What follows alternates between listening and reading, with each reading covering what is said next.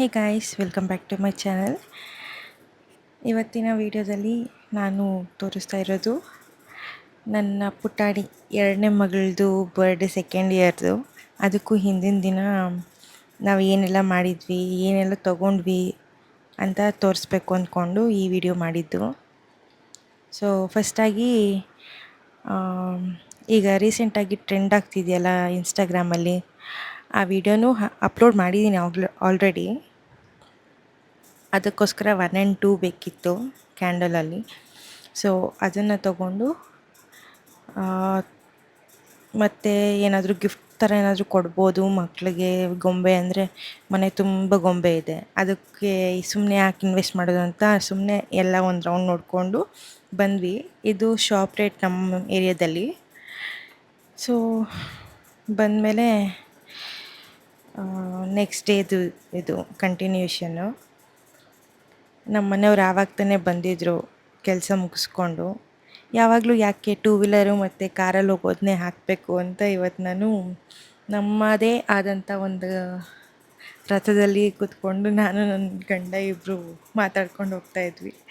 Actually ಇಲ್ಲಿ ನಾನು camera on ಮಾಡಿಕೊಂಡು ಮೈಕ್ ಕೂಡ ಹಾಕ್ಕೊಂಡಿದ್ದೆ, ಬಟ್ ಅನ್ಫಾರ್ಚುನೇಟ್ಲಿ ಮೈಕ್ ಆನ್ ಮಾಡೋದನ್ನೇ ಮರ್ತೋಗಿದ್ದೆ. ಇಟ್ ಹ್ಯಾಪನ್ಸ್, ಏನೂ ಮಾಡೋಕ್ಕಾಗಲ್ಲ. ಅವತ್ತು ಬೇರೆ ಮಳೆನೂ ಬರ್ತಿತ್ತು. ಇವರೆಲ್ಲಿ ಬರಲಿಲ್ಲ ಅಂತ ನಾನು ವೆಯ್ಟ್ ಮಾಡ್ತಾ ಬಂದೆ ಮೇಲ್ಗಡೆ. ಬಂದ ತಕ್ಷಣ ಡೋರ್ ತೆಗೆದೇ ತಡ ನಮ್ಮ ಲಕ್ಕಿ ನೋಡಿ ಯಾವ ಥರ ವೆಲ್ಕಮ್ ಮಾಡುತ್ತೆ ನಮ್ಮನ್ನ. ಡೈಲಿ ಯಾವಾಗೆಲ್ಲ ಬಿಟ್ಟೋಗ್ತೀವೋ ಈ ಥರನೇ ನಮ್ಮ ಲಕ್ಕಿ ನಮ್ಮನ್ನ ವೆಲ್ಕಮ್ ಮಾಡೋದು. ನಾವು ಅವಳನ್ನ ಎತ್ಕೊಂಡು ಮುದ್ದಾಡಿ ಸಮಾಧಾನ ಮಾಡೋ ಗಂಟನೂ ಹಾಗೆ ಆಡ್ತಿರ್ತಾಳೆ ಪಾಪ. ಅದಕ್ಕೂ ಒಂದೇ ಬಿಟ್ಟೋಗ್ಬಿಡ್ತೀವಿ ಅಂತ ಅದಕ್ಕೂ ಬೇಜಾರು ಪಾಪ. ಏನೂ ಮಾಡೋಕ್ಕಾಗಲ್ಲ, ಎಲ್ಲ ಕಡೆ ಎತ್ಕೊಂಡು ಓಡಾಡೋಕ್ಕೂ ಆಗಲ್ಲ. ಮಕ್ಕಳು ಇರ್ತಾರೆ, ಲಕ್ಕಿನೂ ಎತ್ಕೊಂಡು ಓಡಾಡಿದ್ರೆ ಕಷ್ಟ. ಸೊ ಮಳೆ ನಿಂತಿತ್ತು. ಆಗ ಸುಮ್ಮನೆ ಹನಿ ತುಂತುರು ಥರ ನಿಂತೋಯ್ತು ಮಳೆ. ಆಚೆ ಕಡೆ ತಣ್ಣಗಿತ್ತು ಅಂತ ಆಚೆ ಕಡೆ ಸ್ವಿಂಗ್ ಚೇರ್ ಹಾಕ್ಕೊಂಡಿದ್ದೀವಿ ಅಂತ ಅಲ್ಲೇ ಕೂತಿದ್ವಿ. ಈಗ ಮತ್ತೆ ಆಚೆ ಹೋಗಬೇಕು ಅಂತ ನಾನು ಹೊರಗಡೆ ಬರೋ ಅಷ್ಟೊತ್ತಿಗೆ ಅದು ಕೆಳಗಡೆನೇ ಬಂದು ಕೂತ್ಕೊಂಡ್ಬಿಟ್ಟಿದೆ. ಆಮೇಲೆ ಮನೆಗೆ ಕಳಿಸಿ ಲಾಕ್ ಮಾಡಿ ಈಗ ಕಾರ್ ಎತ್ಕೊಂಡು ಹೊರಟಿದ್ವಿ. ಇನ್ನೊಂಚೂರು ಕೆಲಸ ಇದೆ ಅಂತ. ನಮ್ಮ ಮನೆಯವ್ರು ಇನ್ನೂ ಬಟ್ಟೆ ತೊಗೊಂಡಿರಲಿಲ್ಲ ಪಾಪು ಬರ್ಡೇಗೋಸ್ಕರ. ಸೊ ಅದಕ್ಕೋಸ್ಕರ ಹೊರಟಿದ್ವಿ.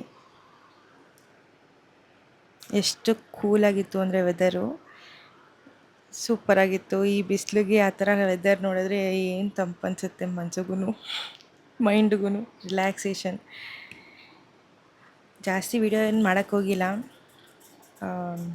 ಬಟ್ಟೆ ತೊಗೊಳ್ಳೋವಾಗ ಪಟ ಪಟ ಅಂತ ಯಾವ್ದು ಚೆನ್ನಾಗಿದೆಯೋ ಅದನ್ನ ತೊಗೊಂಡು ಹೊರಟ್ವಿ. ಯಾಕೆ ಅಂದರೆ ಪಾಪುನ ಇಬ್ಬರನ್ನೂ ನನ್ನ ತಮ್ಮಂದ್ರ ಹತ್ರ ಬಿಟ್ಟು ಬಂದಿದ್ವಿ. ಹಾಗಾಗಿ ಅವ್ರು ಅಳೋಷ್ಟೊತ್ತಿಗೆ ನಾವು ಹೊರಟೋಗ್ಬೇಕು ಮನೆಗೆ ಅಂತ ನಾವು ಹೊರಟ್ವಿ. ಜೊತೆಗೆ ನಾನು ಡೆಕೋರೇಷನ್ಗೆ ಹೇಳ್ಬೇಕು ಅಂತ ಅಂದ್ಕೊಂಡಿದ್ದೆ, ಬಟ್ ಯಾರೂ ಸಿಕ್ಕಲಿಲ್ಲ. ಎಲ್ಲ ಊರಹಬ್ಬ ಅಂತ ಅಲ್ಲಲ್ಲಿ ಹೊಂಟೋಗಿದ್ರು. ಹೋಗಲಿ ನಾವೇ ತೊಗೊಂಡು ಡೆಕೋರೇಷನ್ ಮಾಡ್ಕೊಳ್ಳೋಣ ಅಂತ ತೊಗೊಂಡೆ, ಬಟ್ ಅದು ಯೂಸಿಗೆ ಬಂದಿಲ್ಲ. ಅದು ಯಾಕೆ ಅಂತ ನೆಕ್ಸ್ಟ್ ವೀಡಿಯೋದಲ್ಲಿ ತೋರಿಸ್ತೀನಿ. ಹಾಗೆ ಊಟ ಮಾಡಿಕೊಂಡು ಮಕ್ಕಳನ್ನ ಕರ್ಕೊಂಡು ಮತ್ತೆ ಮನೆಗೆ ಬಂದ್ವಿ. ಮನೆಗೆ ಬರುವಾಗ ನೋಡಿ ನನ್ನ ಚಿಕ್ಕ ಮಗಳು ಆ ಗೊಂಬೆನ ಇಟ್ಕೊಂಡು ಹೆಂಗೆ ಆಟ ಆಡ್ತಾ ಇದ್ದಾಳೆ. ಅದು ಪಾಪು ಅಂತೆ, ಅದಕ್ಕೆ ಹಂಗೆ ಎತ್ಕೊಂಡು ನಡೀತಾ ಇದ್ದಾಳಂತೆ. ಎಷ್ಟು ಕ್ಯೂಟ್ ಅನ್ಸುತ್ತಲ್ವ ಮಕ್ಳು ಈ ಥರ ಮಾಡಿದಾಗ. ಅದು ಯಾವ ಥರ ಎತ್ಕೊಂಡಿದ್ದಾಳೆ ಪಾಪುನ ಅಂತ. ಅದು ಕ್ಯೂಟಾಗಿ ಹೆಂಗೆ ಆಡ್ತಾಳೆ ಅಂದರೆ ಒಂದು ಸರಿ ರಾಕ್ಷಸಿ ಆಡ್ದಂಗೆ ಆಡ್ತಾಳೆ. ಆಗಲೇ 2 ಇಯರ್ಸ್ ಆಗೋಯ್ತು, ಈಗಷ್ಟೇ ಕೈಯಲ್ಲಿ ಎತ್ಕೊಂಡಂಗೆ ಅನಿಸ್ತಾ ಇದೆ.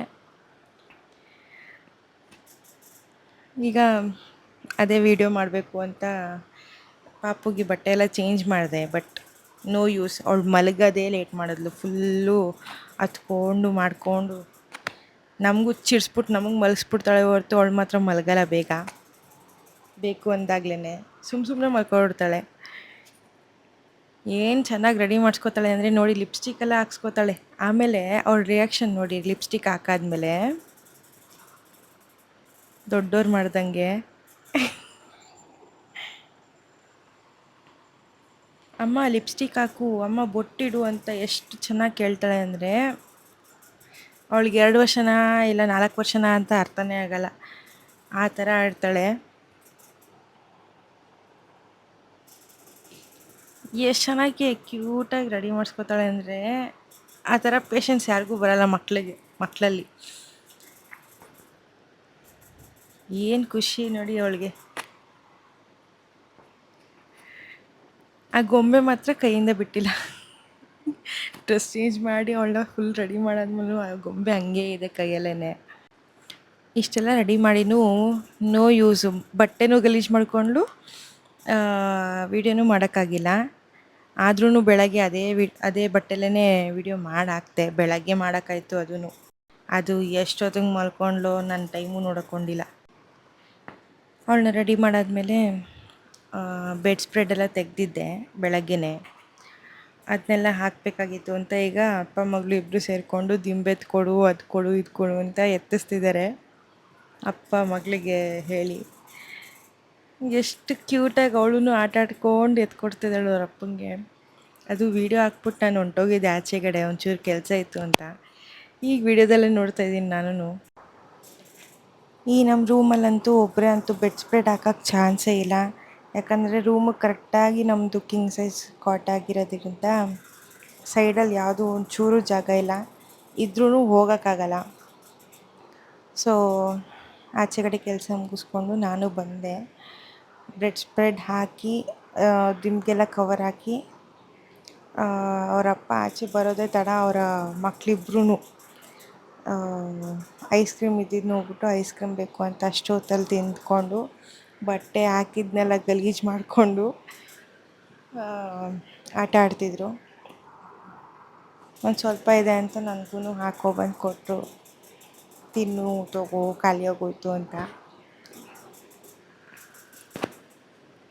ನೋಡಿ ನಾವಿಬ್ಬರು ಇದ್ರೂ ಯಾವ ರೇಂಜಿಗೆ ಸರ್ಕಸ್ ಮಾಡ್ತಾಯಿದ್ದೀವಿ ಆ ಬೆಡ್ಗೆ ಬೆಡ್ಶೀಟ್ ಹಾಕೋಕ್ಕೆ ಅಂತ. ಬೆಡ್ ಎತ್ತೋದು, ಆ ಕಡೆ ಇಳಿಸೋದು, ಈ ಕಡೆ ಇಳಿಸೋದೇ ಆಗೋಗುತ್ತೆ. ಫೈನಲಿ ಹಾಕಿ ಐಸ್ ಕ್ರೀಮು ತಿಂದಾದಮೇಲೆ ನಾನು ಏನು ತೊಗೊಂಡೆ ಅಂದರೆ ಈ ಹ್ಯಾಪಿ ಬರ್ಡೇದು ಮತ್ತು 1 2 ಈ 2 ನಂಬರ್ಸ್ದು.